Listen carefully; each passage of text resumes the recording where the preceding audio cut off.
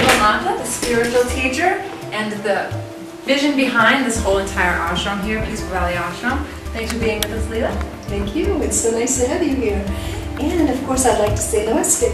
Namaste. So I'd like to ask you your vision for the ashram and how it all came to be. Yeah, I envision this to be a place where people of all faiths, all backgrounds, just I know. People that really, a heartfelt feeling kind of, just get together and know that their happiness itself. People are always looking for happiness, huh? But through this place here, I wanted to realize that it's nothing to look for. It's that that's what you are. That's beautiful. I know you get emotional, same as I do. It's okay. I didn't. Okay. Yes. So yes, I imagine that people can come here to really get to know themselves, to find themselves, find their inner happiness.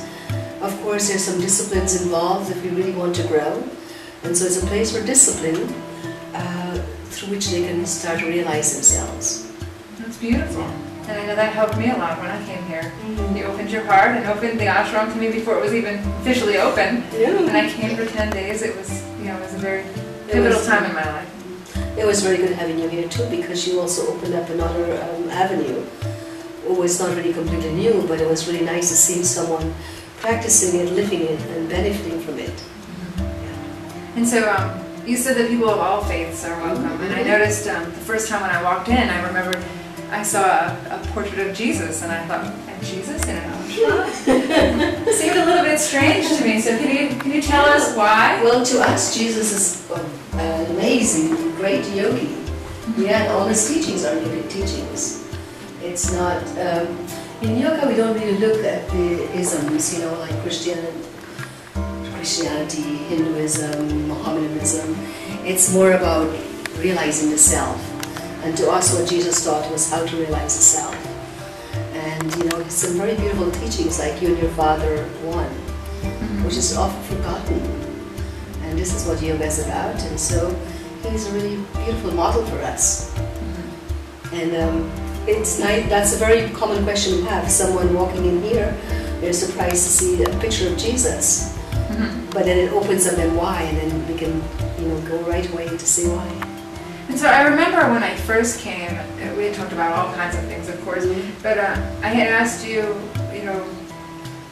about why it's different. This ashram is different from other ashrams. There's something different about it. First of all, there's a woman running the ashram, which is kind of unique.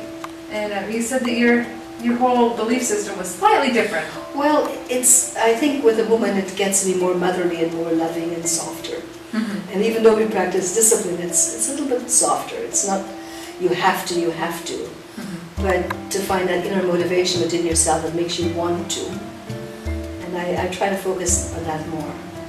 That's great. And it's we don't follow like just the bhakti path, which is the path of devotion, or just the karma path, which is the path of action, or just Raja Yoga, or just Hatha Yoga.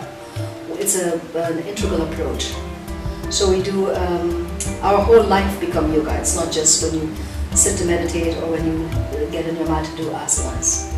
So every moment of your life, is challenged to be a yogic moment. Oh, that's beautiful. Even just a simple breath.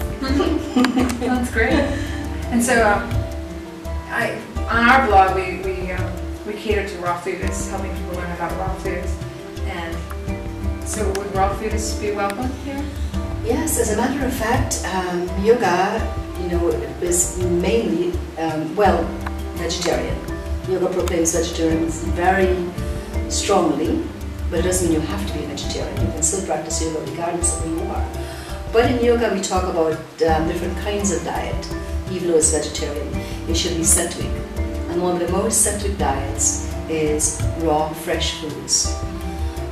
So it fits right in.